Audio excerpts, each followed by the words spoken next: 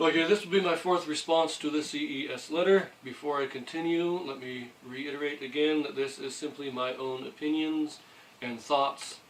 This should not be taken as official source of the church doctrine or from the church leaders. But let us get into this. CES letter, section 1. We are still working on the Book of Mormon. Here is what they say. This is issue number 4. DNA analysis has concluded that Native American Indians do not originate from the Middle East or from Israelites, but rather from Asia. Why did the church change the following section of the introduction page in the 2006 edition of the Book of Mormon shortly after the DNA results were released? And then they quote the two introductions. The old introduction states they are the principal ancestors of the American Indians, and the new edition states they are among the ancestors of the American Indians. Now, the letter was written in 2013, and they do have an update, which I will get to later on in the video.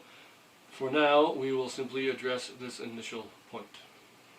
First thing to consider is that the introduction page of the Book of Mormon is not considered inspired scripture. It was not in any edition of the Book of Mormon until 1981. And therefore a change in that introduction is truly meaningless when speaking of church doctrine. This particular change is practically meaningless even in its context of what it is saying. One says principal, one says among. If they are the principal ancestors, then it is acknowledged by that very word that there are other ancestors, other groups who are among the ancestors of the American Indians.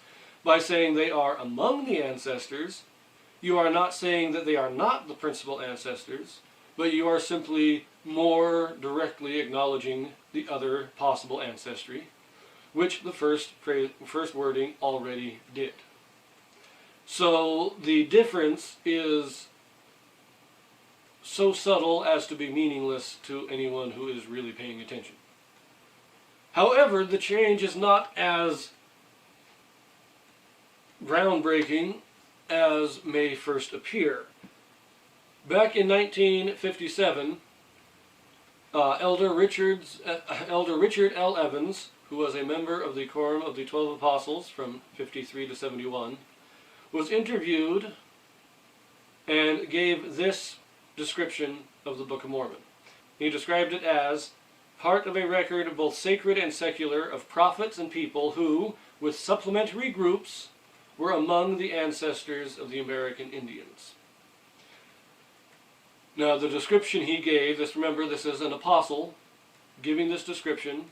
This was presented and approved by the First Presidency and published in the book Religions of America by Leo Roston. This book is basically a collection of interviews that Leo Roston did with various leaders of the different religions and denominations in the United States. And therefore, this interview and this description carries with it the approval of the First Presidency or the prophet of the church. The introduction page of the Book of Mormon was added about 25 years later, and as I say, the meaning is essentially the same. The difference is very subtle, nearly non-existent. But the fact that an official statement was given by the First Presidency, or approved by the First Presidency, given by one of the 12 apostles, that used this wording, or what has been reported as the new wording, shows that the change is not really a change at all. It is a change of semantics, not a change of substance. Okay, now, besides this supposed change, they say, well, they make the claim that the American Indians are not descended from the Middle East, but from Asia. Now, this is the update that they provide since the CES letter was published originally in 2013. This update states, the Church conceded in its January 2014 Book of Mormon and DNA Studies essay that the majority of Native Americans carry largely Asian DNA. The church, through this essay, makes a major shift in narrative from its past dominant narrative and claims of the origins of the Native American Indians. Now, I'm going to go through a couple of quotes from this essay titled Book of Mormon and DNA Studies, which you can read the entire essay on the church website. And from these quotes, it should be obvious that the church has not changed their narrative in any way. The essay actually does a very good job of pointing out that all these claims to know that the American Indian is descended from Asia is a bunch of hogwash. Genetics can't tell us who they are descended from. All they can tell us is what their DNA is similar to. Okay, so in the interview at the beginning of the essay, they do acknowledge that so far the DNA that has been collected and cataloged of the American Indians does seem to carry genetic profiles or markers that are most similar with Asian or primarily East Asian DNA. However, at the end of the interview, they also make this statement. It says, in short, DNA studies cannot be used decisively to either affirm or reject the historical authenticity of the Book of Mormon. In other words, while they have Asian DNA, that is not proof that they are not descended from the Middle East and Israelites. They continue in the essay to lay out exactly why you can't use DNA to make this kind of a claim, and they do it very well. If you want to go and read the entire essay, I would very much encourage it. But we have a couple of examples that they give us. In the first section after the overview, titled The Ancestors of the American Indians, they say the following. What seems clear is that the DNA of Book of Mormon peoples likely represented only a fraction of all DNA in ancient America. Now, what they're saying here in this essay is that yes, we have the people of the Book of Mormon. They lived at this particular time. But were they the only people in America? Now, there are people who do believe that there were other groups already in America when Lehi and his family came and the Nephites and Lamanites gave rise to their nations that are recorded in the Book of Mormon. Now, me personally, I don't believe there were other people here when they came, but there likely were others who came after, especially after the time that the Book of Mormon records. The Book of Mormon ends around 400 AD.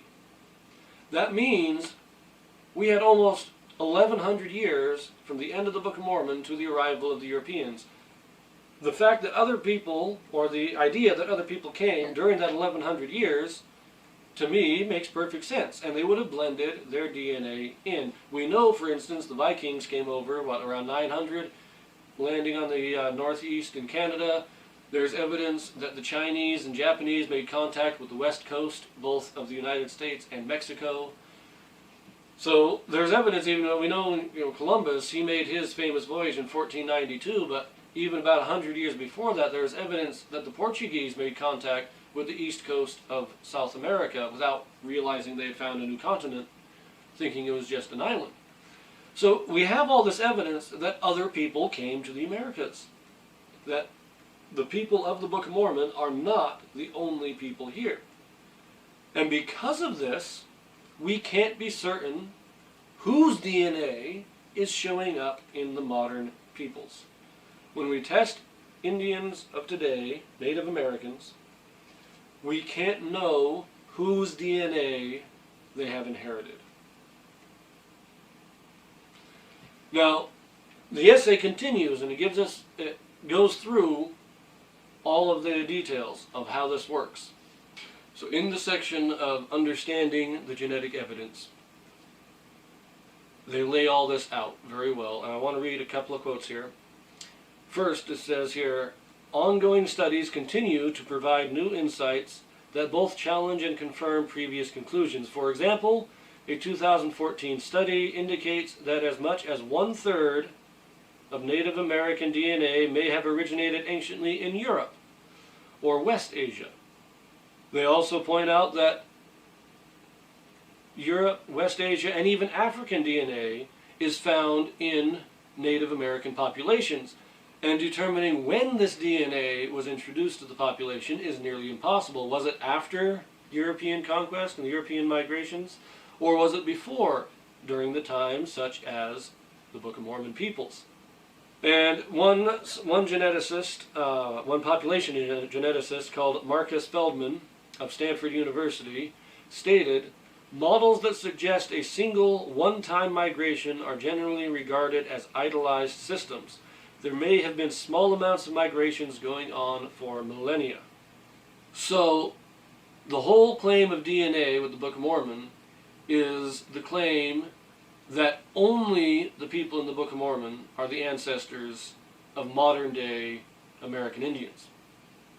That there was no other migration, no other mixing of DNA, just the people of the Book of Mormon until we get the Europeans coming over in the 1500s. And what they are saying is that this idea is not only not supported by the science, but it is also not supported by the Book of Mormon itself. Now, given all of this, how are we to test DNA in the modern day and determine where it came from anciently? Now, the rest of the essay discusses three effects within population genetics that would make determining the ancestry of American Indians nearly impossible. Specifically, determining if they were descended from the Book of Mormon peoples. The first is known as the founder effect. And they give us an example. There's a Professor Perego, I believe. He is named in the essay. And he is proven through genealogical records to be a multi-generational Italian. But when his DNA is tested, it comes back as being Asian. So we have an Italian with Asian DNA. And if his family was to go off and settle an island, then in 300 or 400 years, you go back and you test that population, they would all come back with Asian DNA. Yet their ancestry would originate from Italy. So the essay then concludes, this hypothetical story shows that conclusions about the genetics of a population must be informed by a clear understanding of the DNA of the population's founders. In the case of the Book of Mormon, clear information of that kind is unavailable. Meaning, until we can get Lehi's DNA, we can't tell who is descended from Lehi. Now, the other two effects that the essay addressed is, well, there's what's called the population bottleneck and genetic drift. Now, a population bottleneck is basically when a cataclysmic event such as a war, a pandemic, or natural disaster drastically reduces the population of a given area. When this happens, certain genetic profiles will be reduced or destroyed completely, and therefore no modern descendants will be found with those genetic profiles. The genetic drift is the random pattern of one generation to another, certain profiles gradually dying out as other profiles become dominant. The essay gives a very good explanation of both of these effects. I have decided to run my own little experiment.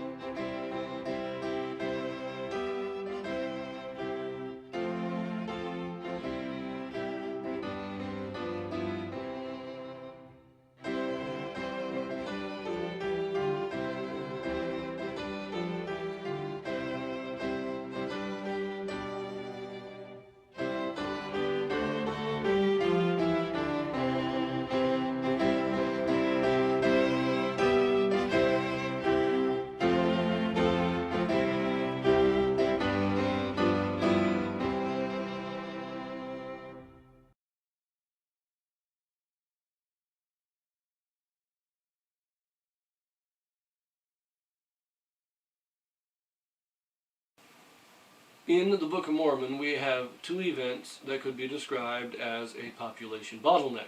One being the destruction at the death of Christ, and the next being 400 years later, the great wars that resulted in the utter destruction of the Nephite population. We have another population bottleneck when the Europeans come in the 1500s with the conquest and the pandemics that swept America, and some estimate as much as possibly 50% of the American population was destroyed in this event. A Michael H. Crawford observed that the conquest itself squeezed the entire American population through a genetic bottleneck. He concluded, this population reduction has forever altered the genetics of the surviving groups, thus complicating any attempts at reconstructing the pre-Columbian genetic structure of most New World groups. In the section of their conclusion, titled The Conclusion, the essay makes this following statement. Much as critics and defenders of the Book of Mormon would like to use DNA studies to support their views, the evidence is simply inconclusive. As Elder Dallin H. Oakes of the Quorum of the 12 Apostles observed, it is our position that secular evidence can neither prove nor disprove the authenticity of the Book of Mormon. So far from being a change or shift in the narrative of the church, this essay basically says, and what the whole point of the essay is that genetics cannot prove anything. We simply do not have enough information, and we don't have the ability to get enough information because we would need the genetics of the original population that lived 2,500 years ago. We don't have the capability of using this kind of study to prove one way or the other. The Book of Mormon was meant to be taken on faith, and secular science will never prove or disprove it. It must be taken on faith.